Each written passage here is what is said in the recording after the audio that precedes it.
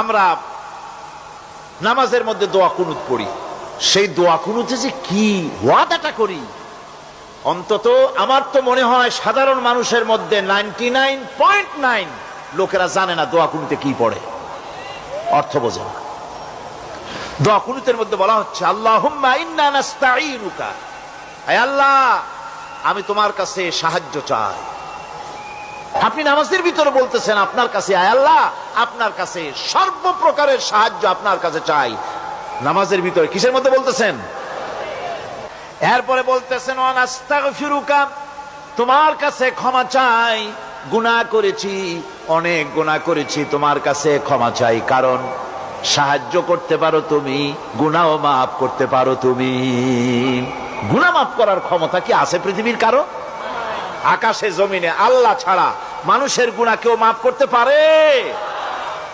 এরপরে বলতেছি ওয়া নুমিনু বিকা, হে আল্লাহ আমি তোমার উপর ঈমান এনেছি, পরিপূর্ণভাবে তোমার উপরে ঈমান এনেছি।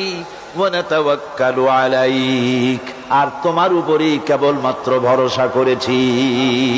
ঈমান এনেছি তোমার উপরে, ভরসা করছিও তোমার উপরে। এই কথাগুলি যদি আমরা বুঝতাম তাহলে আত্মাটা বড় হয়ে যেত, মাথাটা আল্লাহ ছাড়া কারো সামনে নত হতো না, ঠিক না বেটি? এরপরে বলছি ওয়া নুসনি আলাইকাল খায়র, সর্বপ্রকার কল্যাণের সাথে তোমার প্রশংসা করতেছি। ওয়া নাশকুরুকা, আর তোমার কৃতজ্ঞতা স্বীকার করছি, আমি তোমার শুকর আদায় করি, সর্ব ব্যাপারে তোমার শুকর আদায় করি। আর কি করি? ওয়ালা নাকফুরুকা, আমি কুফরি করি না, অকৃতজ্ঞ নই, আমি তোমার কৃতজ্ঞ বান্দা, আমি অকৃতজ্ঞ নই। একথা আপনি নামাজের মধ্যে বলেন, কিন্তু কৃতজ্ঞতা স্বীকার করেন না। ওয়া নাখলাউ ওয়া নাতরুকু মান ইয়াফজুরুকা, আর আমি ওয়াদা করতেছি এই কথা, তোমার সাথে যারা প্রকাশ্য দুশমনি করে, যারা প্রকাশ্য গুনার মধ্যে লিপ্ত আছে আর তোমার সাথে দুশমনি করে, ওদের সাথে আমার সমস্ত সম্পর্ককে ছিন্ন করে দিলাম। দেখছেন নামাজে কি কইলেন আপনি? আপনি নামাজে কত বড় কথা বললেন, ওয়া নাতরুকু মান ইয়াফজুরুকা, হে আল্লাহ আমি ওয়াদা করছি তোমার সাথে যারা দুশমনি করে, যারা প্রকাশ্য গুনাহ করে, তাদেরকে আমি পরিত্যাগ করছি, তাদের সাথে আমার কোনো সম্পর্ক নাই। এই কথা বলার পরে আপনার সম্পর্ক কার সাথে একটু চিন্তা করেন তো। আপনার বন্ধু কারা? ইলেকশন আসলে ভোট দেন কাদেরকে? কাদের চা খাওয়ান, কাদের চান্দা দেন? একটু চিন্তা করেন, অঙ্কের সাথে মিলায় নেন। সুতরাং নামাজে কি বলেন সেটা আপনাকে বুঝতে হবে। এরপরে বলা হচ্ছে আল্লাহুম্মা ইয়্যাকা না'বুদু ওয়া লাকা নুসাল্লি, আয় আল্লাহ তাআলা আমি একমাত্র তোমার গোলামি করি। নামাজে বলতেছেন একমাত্র তোমার গোলামি করি, আর নামাজ থেকে বেরিয়ে আসার পর ওজনে দিলেন কম, খাদ্যে দিলেন ভেজাল, মানুষের জমিনের আইল ঠেললেন, বোনেরে ঠকালেন, মেয়েকে ঠকালেন, মিথ্যে কথা বললেন, আর নামাজে বলে আসছেন আল্লাহ তোমার ইবাদত করি। এই বুঝি তোমার ইবাদতের নমুনা? এই বুঝি তোমার ইবাদতের নমুনা?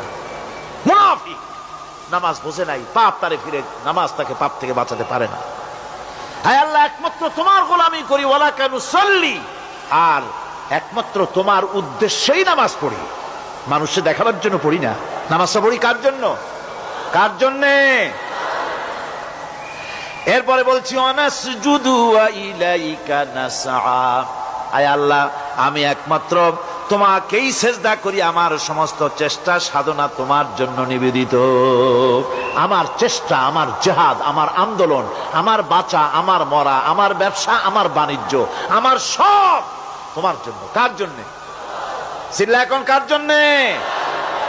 দোয়া কুনুতটা কত বড় গুরুত্বপূর্ণ চিন্তা করেন। এরপরে বলা হচ্ছে ওয়া নাহফিদু ওয়া নারজু রাহমাতাকা, আমরা কষ্ট করি আর তোমার রহমতের আশা করি। হায় আল্লাহ আমরা কষ্ট করতেছি আর তোমার রহমতের আশা করতেছি। ওয়া নাখশা আযাবাকা, আর তোমার আযাবের ভয় করতেছি।